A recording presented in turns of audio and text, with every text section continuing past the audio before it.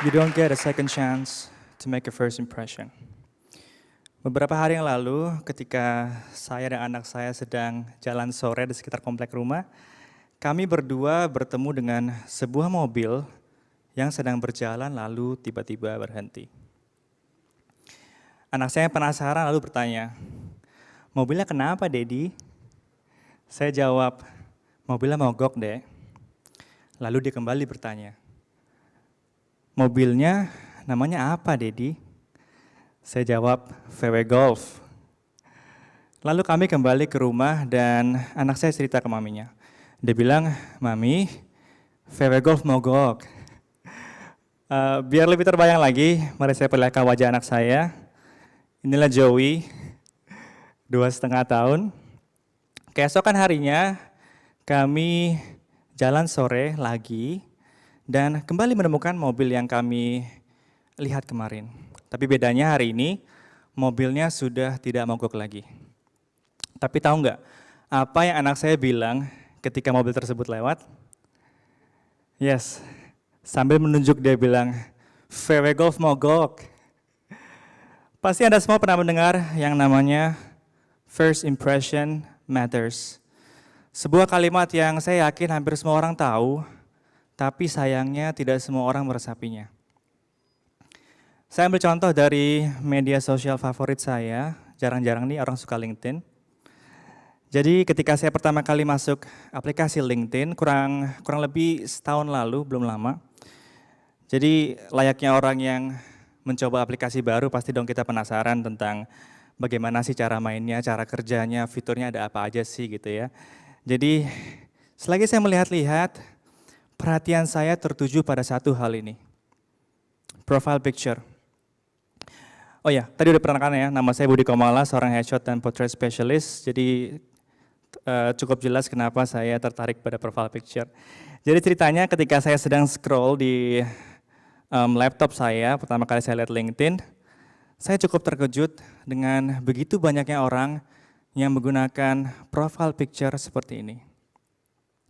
Yes, foto dengan background merah, foto yang biasa digunakan oleh kita waktu untuk ditempel di ijazah, di SKCK maybe. Dan foto ini juga diikuti oleh satu foto lagi, yaitu foto dengan background putih, foto yang biasa kita pakai kalau kita apply visa. Dan kedua foto ini juga ditemani oleh satu foto lagi yang saya yakin foto ini merupakan salah satu foto populer yang digunakan sebagai profile picture di hampir semua media sosial. Foto selfie. What do you think? Menurut Anda, foto-foto ini apakah memberikan kesan pertama yang baik bagi Anda?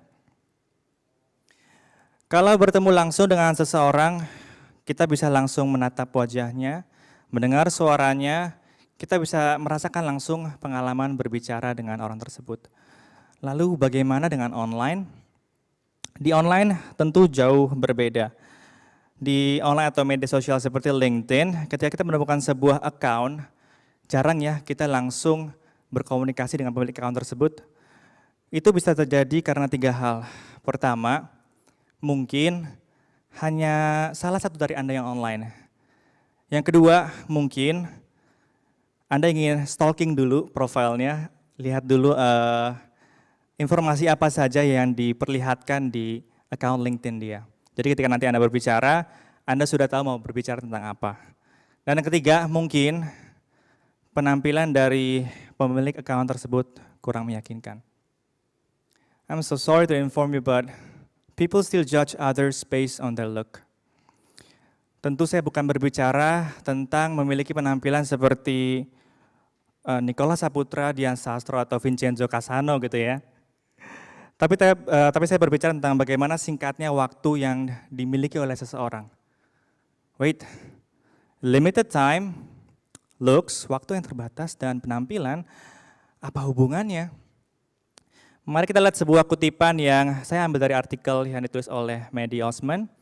Beliau bilang bahwa orang hanya menghabiskan sekitar 17 menit waktunya di LinkedIn setiap bulan.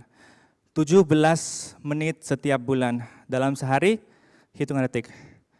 Ada satu kutipan lagi yang saya ambil dari sebuah artikel dari Peplaya. Beliau bilang bahwa hanya dibutuhkan 0,1 detik bagi seseorang untuk membentuk sebuah kesan pertama. Dengan berbagai macam orang yang menggunakan platform seperti LinkedIn, untuk akhirnya bisa berkenal dengan seseorang, tentu orang tersebut butuh yang namanya kepastian. Seseorang butuh kepastian dalam membuat sebuah keputusan. Dan mereka butuh tahu bahwa waktu singkat dan berharga yang mereka miliki digunakan juga untuk sesuatu yang benefit untuk mereka. Dan dengan kita yang menampilkan penampilan meyakinkan di profile picture kita secara tidak langsung, kita menghargai waktu yang mereka miliki. Karena seorang Nicky Gumbel pernah bilang, the most precious gift you can give to someone is the gift of your time and attention. Bagi seseorang yang menggunakan LinkedIn untuk mencari kerja, untuk cari klien ataupun jualan, goal yang harus kita miliki ketika ada orang nih yang mampir ke profile picture kita adalah membuat mereka stay selama mungkin di profile kita. The goal is to make them stay as long as possible on your profile. Dengan stay lebih lama, kita berharap mereka punya cukup waktu untuk melihat segala macam hal yang telah kita persiapkan di account LinkedIn kita. Seperti occupation, education, atau mungkin ada yang taruh resume, portfolionya, dan atau ada teman-teman yang bikin konten di LinkedIn, kita juga berharap mereka bisa melihat semua hal tersebut. Dan semua hal tadi berawal dari first impression yang kita berikan lewat profile picture kita. Di sini, profile picture berperan sebagai gerbang utama dari account LinkedIn kita. Foto profile picture professional biasa juga disebut sebagai professional headshot. Dalam beberapa tahun terakhir, persepsi orang mengenai professional headshot perlahan berubah. Professional headshot bukan lagi seseorang yang harus menggunakan jas atau blazer dengan pose yang kaku, way too formal, no. Tapi saat ini juga professional headshot juga tentang bagaimana kita memperlihatkan kepribadian kita. Menunjukkan senyum yang ramah, memperlihatkan betapa profesionalnya penampilan kita, berusaha memperlihatkan kepercayaan diri kita pada profile picture kita.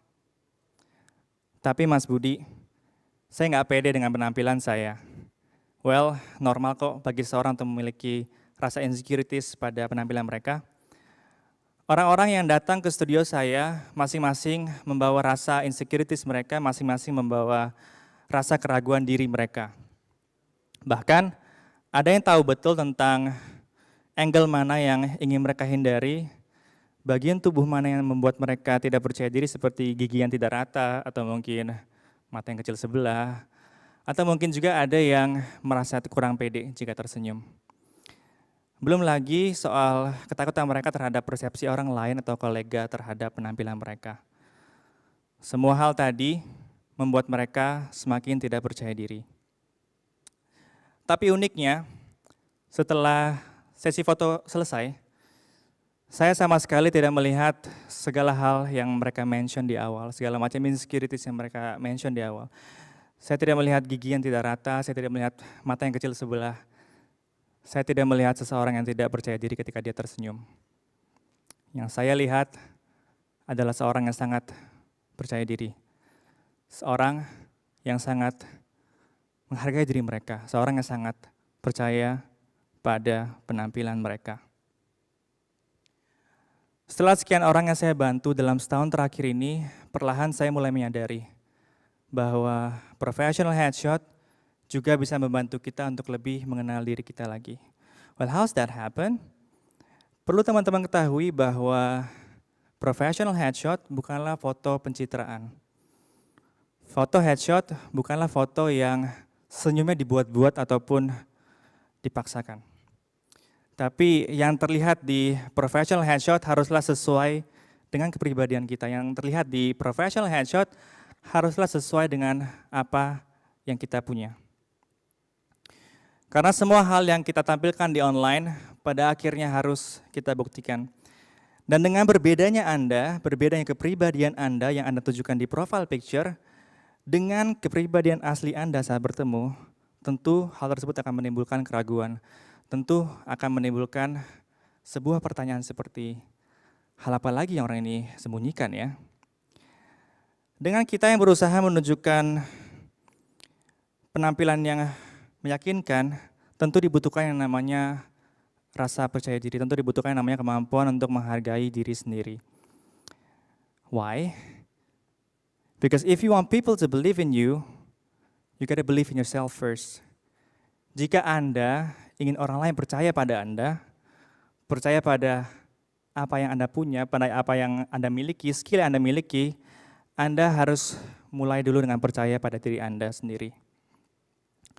Karena bisa aja kan, orang yang sedang melihat profile picture Anda saat ini adalah seorang HR dari perusahaan tujuan Anda, atau dari calon klien yang Anda tunggu-tunggu selama ini.